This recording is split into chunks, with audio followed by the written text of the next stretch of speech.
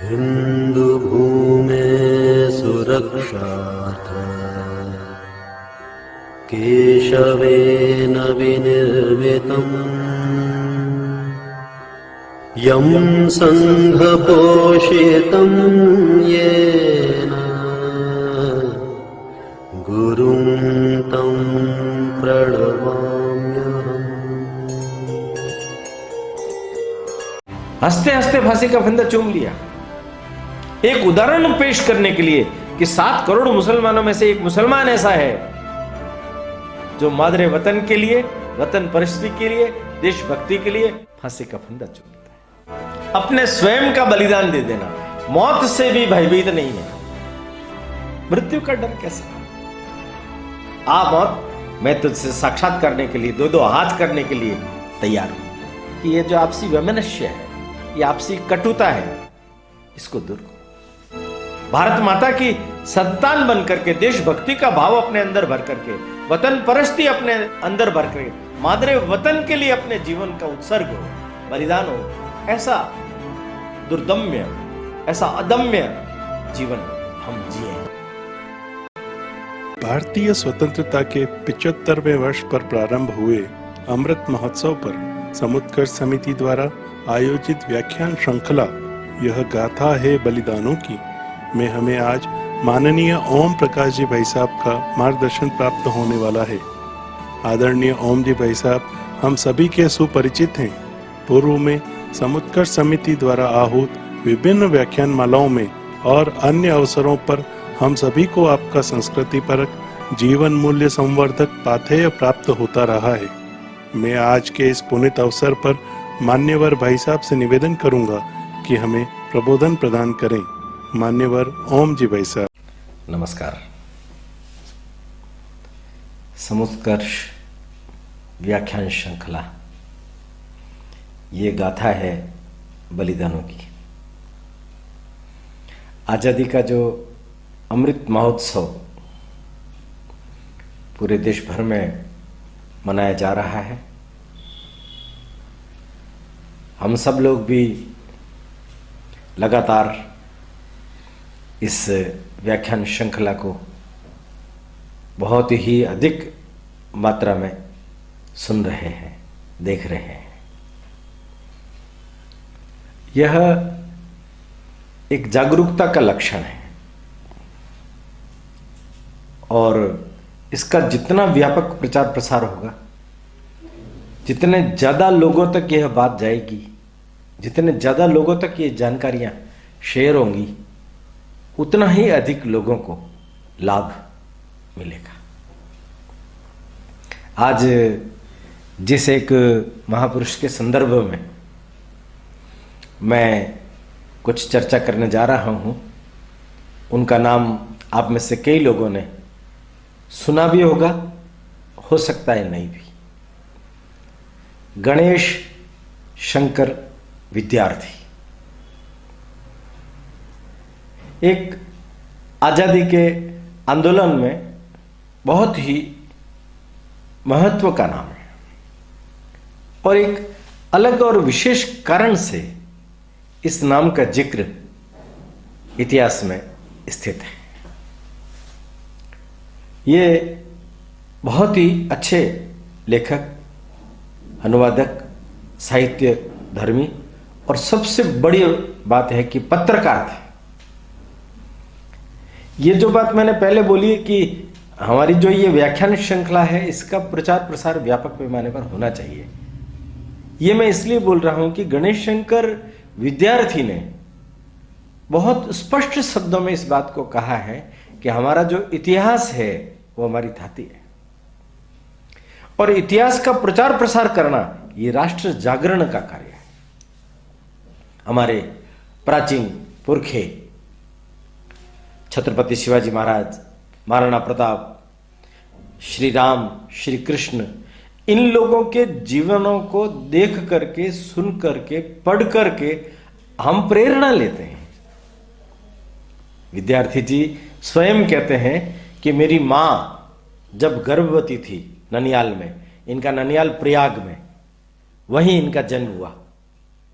तो प्रयाग में जब इनकी मां थी तो गर्भवती काल के दौरान रामचरितमानस का पारायण करती थी, और इसलिए विद्यार्थी जी के ऊपर रामचरितमानस का सबसे ज्यादा प्रभाव। वो एक आदर्शवादी व्यक्ति थे, और उसका कारण था राम उनके अध्येता थे, आदर्श थे, हीरो थे।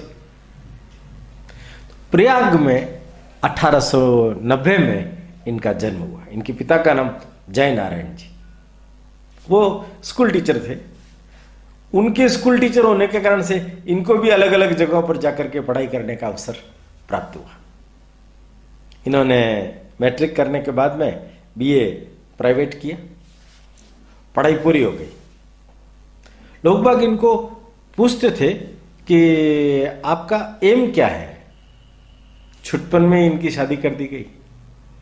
जीवन में कुछ और करना चाहते थे, उस दिशा में कदम आगे बढ़े नहीं।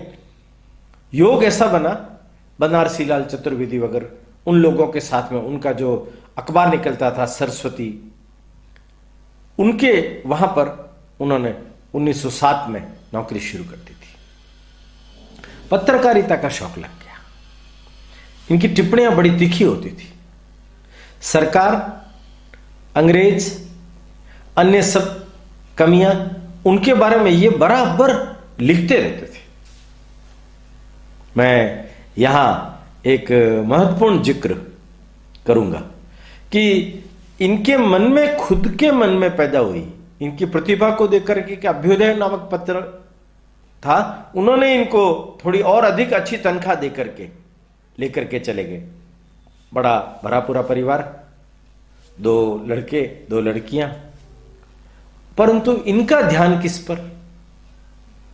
इनका ध्यान सामाजिक काम, राजनीतिक काम और पत्रकारिता। कांग्रेस के ये उस समय के कालखंड में जो संयुक्त प्रांत था उसके अध्यक्ष भी रहे हैं। बहुत साइकिल पर घूम घूम करके, जगह जगह जाकर के विविध प्रकार के आंदोलनों में इन्होंने भाग लिया। पिछले एपिसोड में मैंने अशफाक उल्ला खान का जिक्र किया था। ये जो अशफाक उल्ला खान है, इनका और इनका बहुत स्नेह था। जब अशफाक उल्ला खान को मालूम पड़ा कि काकोरी रेल डकैती के कारण पुलिस उनके घर पर आकर के उनको गिरफ्तार कर रही है, तो वो गन्ने के खेत में रहे और वहां से भाग करके सबसे पहले विद्यार्थी जी से मिले। आप देखिए, जब व्यक्ति संकट के क्षणों में होता है तब वो अपने सबसे प्रिय व्यक्ति के पास में जाकर के बात करता है। इसका मतलब विद्यार्थी जी के ऊपर उनका कितना विश्वास था, और विद्यार्थी जी का भी अशफाक उल्ला खान ये काकोरी के उस कांड में है और वहां से ये भाग रहे हैं, तो इनकी फरारी की व्यवस्था करनी चाहिए। 2 बार उन्होंने 200 रुपए दिए, उनकी जमानत हो जाए, उसके लिए कुछ व्यवस्था हो जाए। कृपाशंकर अजेला करके जो उन्होंने वकील करवाए, उस वकील को पैसा देना पड़ेगा, तो इनके भाई रियासत उल्ला खान को 1200 रुपए का चेक भेज दिया। कितनी अधिक सहायता कर रहे। अशफाक था, अपना मन इनके सामने खोल करके रखता था। जब ये बचने के लिहाज से इनके पास में आया, 2 दिन प्रताप का जो कार्यालय था वहां ठहरा।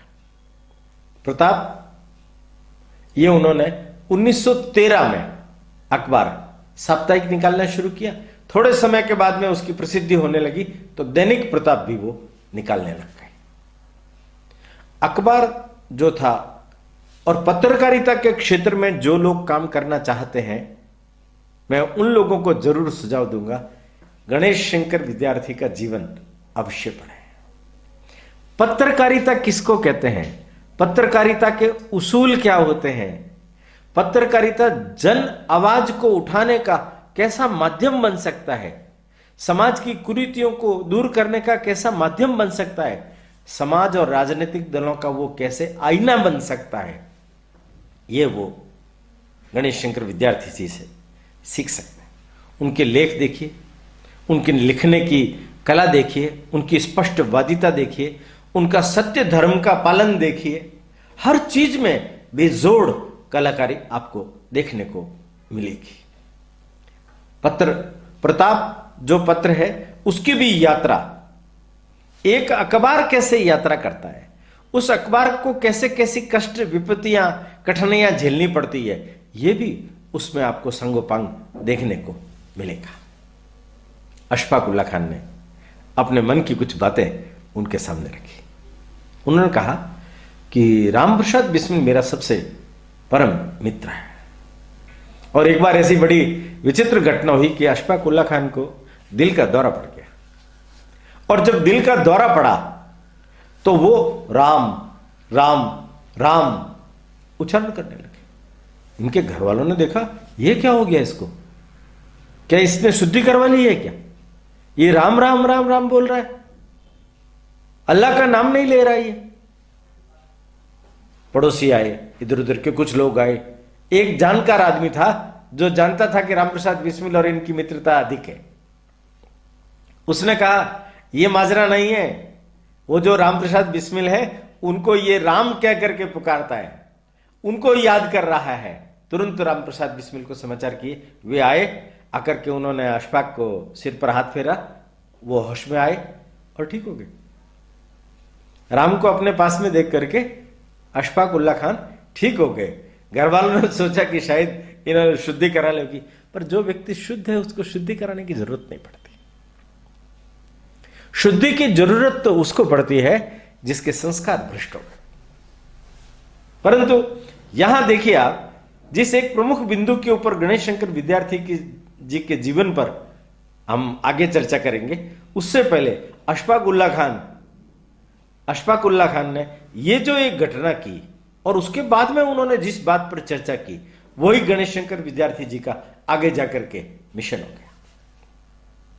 इन्होंने कहा, मैंने और राम ने दोनों ने मिलकर शाहजहांपुर के अंदर दंगा हुआ हिंदू मुसलमान, उस दंगे में कर्फ्यू लग गया, पुलिस लगी हुई है। कर्फ्यू को शांत करने के लिए, लोगों को शांत करने के लिए, लोगों के मन का गुस्सा शांत करने के लिए, एक दूसरे के प्रति मन में जो विद्वेष पैदा हो गया है, उस विद्वेष को शांत करने के लिए, मुसलमानों में भी वतन परस्ती जगाने के लिए और हिंदुओं के मन में भी यह भाव भरने के लिए कि मुसलमान भी भारत माता की संतान है, हम आपस में भाई भाई हैं, माता की रक्षा के लिए, माता को आजाद कराने के लिए हमें मिलजुल करके फिर से लड़ना पड़ेगा। दोनों खुलेआम निकल पड़े, आओ हमें मारना है मारिए, हम दोनों का बलिदान देने के लिए हम तैयार हैं, आप हमें मारिए। खुलेआम सड़क पर निडर होकर के साहस से, हिम्मत से वो निकल पड़े। शाहजहांपुर की सड़कों पर लोग देखने लगे, अरे ये तो मुसलमान अशफाक उल्लाह खान, ये कट्टर हिंदू समाज, आर्य समाजी दोनों निकल रहे हैं, दोनों आह्वान कर रहे हैं, पुकार पुकार करके कह रहे हैं। शाहजहांपुर का दंगा शांत हो गया। गणेश शंकर विद्यार्थी ने इस बात को बहुत ध्यान से सुना। हिंदू मुस्लिम ऐक्य स्थापित होना चाहिए। अंग्रेजों ने कुटिलता से बंग भंग के माध्यम से, मुस्लिम लीग की स्थापना के माध्यम से मुसलमानों को तुष्टीकरण के रास्ते पर डाल करके कांग्रेस को भी कहा कि तुम मुसलमानों को तुष्ट करो, उनको साथ लेकर के आओगे तो ही तुम्हें आजादी दी जाएगी, नहीं तो नहीं दी जाएगी। इस कुटिलता के कारण से एक विद्वेष के आग पैदा हो गई। जगह जगह पर हिंदू मुसलमान दंगे हुए, हिंदुओं पर अत्याचार हुए, हिंदुओं के मंदिर तोड़े गए, मस्जिदें तोड़ी गई, कितने ही परिवार उजड़ गए। नाम हिंदू और मुस्लिम, दंगा होता है तो परिवार जाता है ना। क्या हर एक परिवार के रिश्ते नाते बिखर नहीं जाते? हर एक परिवार की आवश्यकताएं बिखर नहीं जाती? चाहे वो हिंदू हो चाहे वो मुसलमान हो, झेलना तो सबको पड़ता है, झेलना तो सबको पड़ता है। पर आप जबरदस्ती किसी दूसरे के बहकावे में आकर के एक दूसरे के प्रति विद्वेष रख करके अगर आगे बढ़ेंगे तो अशफाक उल्लाह खान मिलेंगे? नहीं मिलेंगे। अशफाक उल्लाह खान को जब जेल हो गई तो उनको उनके रिश्तेदारों ने, अनेक मुसलमान अधिकारी थे, उन्होंने आकर के कहा तुम्हें हम छुड़ा लेंगे, तुम माफी नामा लिख करके दे दो। उसने कहा कि वतन परिस्थिति में माफीनामे की कोई जगह नहीं होती है, मैं माफीनामा नहीं लिख करके दूंगा। और उन्होंने नहीं लिख करके दिया, हंसते हंसते फांसी का फंदा चूम लिया। एक उदाहरण पेश करने के लिए कि 7 करोड़ मुसलमानों में से एक मुसलमान ऐसा है जो मादरे वतन के लिए, वतन परिस्थिति के लिए, देशभक्ति के लिए, मां को आजादी, गुलामी की बेड़ियों से मुक्त कराने के लिए फांसी का फंदा चूमता है। गणेश शंकर विद्यार्थी अशफाक उल्लाह खान से बहुत प्रभावित हुए। उन्होंने उनके अपने मन के अंदर इन सब चीजों को स्थान दिया। अब देखिए आगे जाकर के अंत में उनका जो बलिदान हुआ वो हिंदू मुसलमान एकता के लिए ही बलिदान हुआ है। पर इनका अपना जेल में 5 बार जेल में गए ये, और एक बार तो बड़ी भारी सजा जब इनको मिलने वाली थी अंतिम में, तब इनकी पत्नी ने इनको पत्र लिखा कि आप माफी मत मांगना, मैंने सुना है आप माफी मांग लेंगे। इनकी पत्नी लिख रही है, गणेश शंकर विद्यार्थी जी की पत्नी क्या लिखती है कि मैंने सुना है कि आप माफी मांग रहे हैं, सत्य के लिए हंसते हंसते मृत्यु को भी प्राप्त कर लेना, कर्तव्य के लिए मृत्यु का वर्ण कर लेना अगर आप करते हैं तो मुझे खुशी होगी। इसके लिए मैं आपको बधाई दूंगी कि आप माफी नहीं मांग रहे। कैसा परिवार है, बीमारी है, सिमारी है, घर के अंदर स्थिति खराब है, ये जेल में है, कोई सार संभाल करने वाला नहीं है, और जेल से बाहर रहते हैं तब भी इनके कदम परमार्थ सेवा में ही लगे रहते हैं। कोई भी आया, व्यक्तित्व देखिए आप, कोई भी आया, एक व्यक्ति आया, उसने कहा मुझे नौकरी चाहिए, तो किसी पड़ोस वाले ने कहा कि इस 2 जगह ये चोरी कर चुका है, आप मत रखना। तो उसकी ओर देख करके बोला 3री जगह ये चोरी करेगा, ये इसकी कोई गारंटी नहीं है, ये सुधर भी सकता है, और उन्होंने उसको नौकरी दे दी। उसने, चोर ने जब सोचा कि मुझे नौकरी दे रहे हैं और ये कह रहे हैं ये सुधर भी सकता है, तो उसको एक गुंजाइश मिल गई सुधरने की, चोर से बाहर आकर के ईमानदार बनने की गुंजाइश मिल गई उसको, स्पेस मिल गया उसको, जगह मिल गई उसको, और वो सुधर। इतने सरल हृदय थे ये। एक व्यक्ति आया, आकर के कहा कि मेरा तो सब कुछ ये ट्रेन में लुट गया है, कोई चोरी करके ले गया, मेरे पास कुछ भी पैसा नहीं है, कुछ सहयोग कर दीजिए। तो इन्होंने अपनी जेब में हाथ डाला और जितना कुछ था उसको दे दिया कि ले जा तू। ये भी नहीं पूछा तुम कौन हो, कैसे हो, कहां से आए हो, वापस करोगे कि नहीं करोगे, कुछ नहीं। कितनी सरलता। रेलवे स्टेशन के ऊपर मालगाड़ी में सवारियों को बिठा बिठा करके रेल वाले भेज रहे थे। इनको मालूम पड़ा ये जाकर के रेल के मालगाड़ी के आगे सो गए। उनका कि टिकट ली है ना, या तो टिकट के पैसे लौटाओ, आपके पास जगह नहीं है तो, नहीं तो इनके लिए अतिरिक्त रेलगाड़ी की व्यवस्था करो। सत्याग्रह, आंदोलन, किसानों के लिए, मजदूरों के लिए इनका जो अखबार था वो बहुतायत में बोलता था। उनके बीच में ये प्रताप बाबा इस नाम से प्रसिद्ध थे। इन्होंने अपने नाम के आगे जो विद्यार्थी लगाया, वो जीवन भर सीखने की वृत्ति बनी रहनी चाहिए मेरे अंदर, इसलिए मैंने विद्यार्थी लगाया, ऐसा इन्होंने उत्तर दिया। बहुत ही अनूठा व्यक्तित्व। उनके मन के अंदर किस किस प्रकार की भावनाएं काम करती थी। अंग्रेजी के 2 बड़े प्रसिद्ध उपन्यास, एक का नाम है बुक ऑफ गोल्डन डीड्स, हमारी आत्म उत्सर्गता, उसका अनुवाद किया इन्होंने। और दुनिया भर के प्रसिद्ध अंग्रेजी के उपन्यासों में से एक उपन्यास लाम मिजरा बिल्स, उसका उन्होंने बलिदान नाम से अनुवाद किया, वो प्रकाशित नहीं हुई। पर उन दोनों को पढ़ने के बाद में अपने को मालूम पड़ता है कि इन्होंने भी जो उसकी भूमिका के अंदर जो बातें लिखी है, आत्मोत्सर्ग और बलिदान करने की भावना, इनके अंदर कूट कूट के भरी हुई थी। अपने स्वयं का बलिदान दे देना, मौत से भी भयभीत नहीं मैं, मृत्यु का डर कैसा। आ मौत, मैं तुझसे साक्षात करने के लिए दो दो हाथ करने के लिए तैयार हूं। इन्होंने, मैंने पिछली बार भी कहा था कि मेवाड़ के ऊपर भी बड़ी भारी इनकी अपनी कलम चली है। अगर आप थोड़ा सा ध्यान दें तो मैं आपको इनके मेवाड़ के बारे में, और मेवाड़ की ये जो धरती है हमारी, जिसमें हमें पैदा होने का सौभाग्य प्राप्त हुआ है, उसके बारे में इन्होंने क्या लिखा है देखिए। वो लिख रहे हैं, यही आत्मोत्सर्ग और बलिदान की भावना उनके मन में कैसे कूट कूट के भरी हुई थी। वो लिखते हैं, बलिदान, केवल बलिदान। चित्तौड़ की स्वतंत्रता देवी बलिदान चाहती है। बादल उमड़े थे, बिजलियां कड़की थी और घोर अंधकार छा गया था। अपवित्रता पवित्रता पर कब्जा करना चाहती थी और अनाचार आचार और व्यवहार को ईंट से ईंट बजा देने वाला था। हृदय कांप उठे थे। अशांति की लहरें बड़े जोरों से शांति के किले के कंगूरों को एक एक करके ढा रही थी। सूर्य देव भी अपने वंशजों को सदा के अंधकार में छोड़ देने के लिए तैयार थे और चित्तौड़ की दीवारें भी ऊंचा सिर रखते हुए नीची नजर कर चुकी थी। पद्मिनी का दाव था, पासे उल्टे पड़ रहे थे, लेकिन रुख बदला। किसी की दया और कृपा से नहीं, किसी की कमजोरी और नीचता से नहीं, रक्त की वर्षा हो गई। रक्त की प्यासी भूमि, भूमि की प्यास मिट गई। चित्तौड़ की देवियों का राख का ढेर देखकर चित्तौड़ की स्वतंत्रता देवी के हृदय की ताप मिट गई।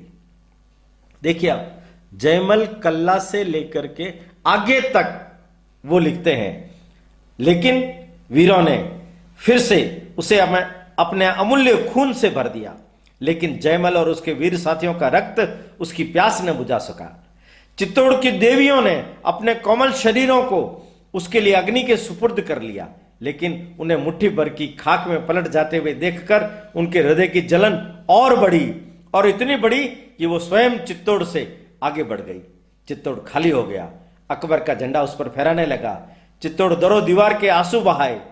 हाथ उठा उठाकर उसने अपने कुल रक्षक सूर्य और गंभीर आकाश की दुहाइयां दी, लेकिन सूर्य ने न किसी अग्नि की चिंगारी से गिराकर इस्लामी झंडे को जला दिया, न आकाश की गंभीरता ने उसकी दास्ता की मात्रा को कम किया।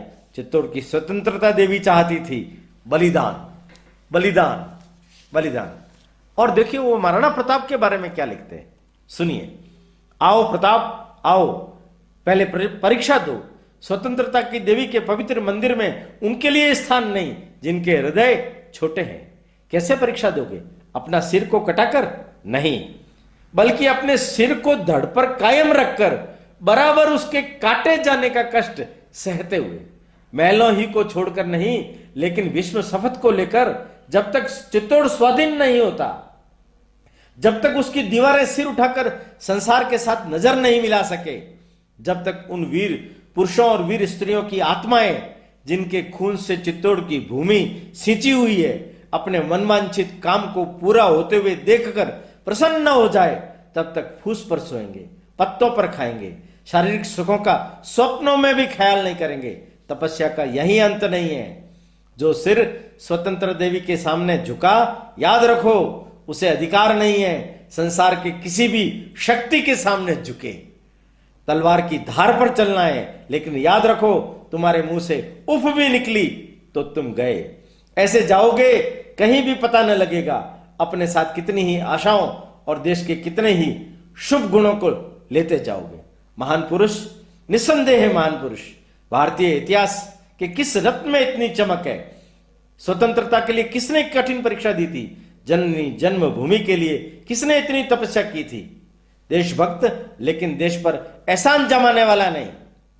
उसकी उदारता और दृढ़ता का सिक्का शत्रुओं तक ने भी माना है। बड़ी लंबी कथा है। बलिदान चाहता है, बलिदान चाहता है, और वो समय आ गया ना। कानपुर के अंदर भी दंगे हुए। 24-25 मार्च 1931 बड़े भयंकर दंगे हुए। उन दंगों के बीच में हिंदुओं को और मुसलमानों को, जिनके परिवारों को जलाया गया, उजाड़ा गया, मारा गया, पीटा गया, उनके बीच में जा जा करके उन लोगों को सुरक्षित निकालने का काम गणेश शंकर विद्यार्थी जी और उनके कार्यकर्ताओं ने किया। पर इन सब में उन्मादी जोश के अंदर मुसलमानों की एक टोली ने गणेश शंकर विद्यार्थी जी, उनके साथ के कार्यकर्ता ज्वालादत्त जी, उनके ऊपर हमला बोल दिया। वो पिट गए। लाश भी उठा करके कहीं डाल दी गई, पता तक नहीं चला। 3 दिन के बाद में उनके खद्दर के कपड़ों से पता चला, उनके हाथ पर गुदा हुआ था गजेंद्र, ये पहचान बना। 27 तारीख को उनकी लाश पहचान में आई। कराची में कांग्रेस का अधिवेशन था, नेहरू जी, महात्मा जी सब वहां थे। उन लोगों ने श्रद्धांजलि दी। एक वहां से कार्यकर्ताओं का प्रतिनिधिमंडल भेजा, वो यहां आया। 29 मार्च को उनका दाह संस्कार हुआ।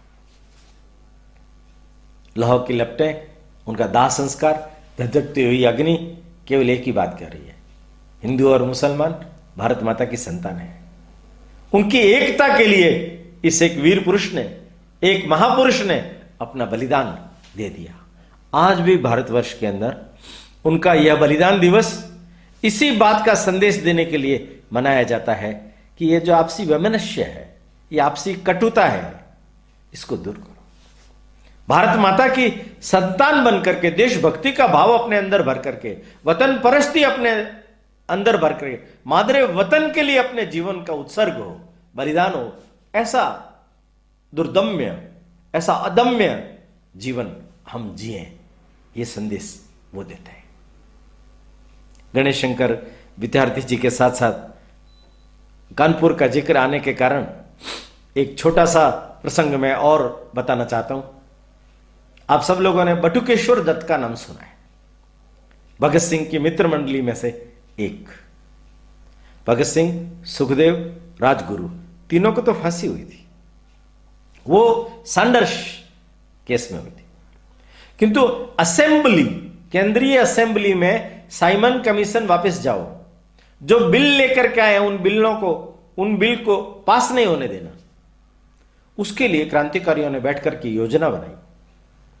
भगत सिंह ने सुझाव रखा कि वहां असेंबली में जाकर के हम किसी का नुकसान नहीं करेंगे, हम किसी को मारेंगे नहीं, किंतु गोला दाग करके हम हमारी बात रखेंगे। इससे पूरा देश जागृत होगा। हमें भले ही गिरफ्तार कर ले, हमें भले ही फांसी की सजा दे दे, पर देश जागृत हो जाएगा। उनका साथ देने के लिए जो व्यक्ति था वो था बटुकेश्वर दत्त। कानपुर में पैदा हुआ,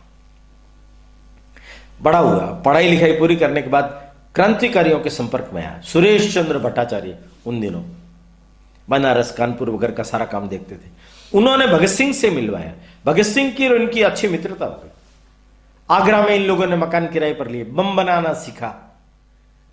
दिन ऐसे आगे थे कि खाने को भी नहीं मिलता था।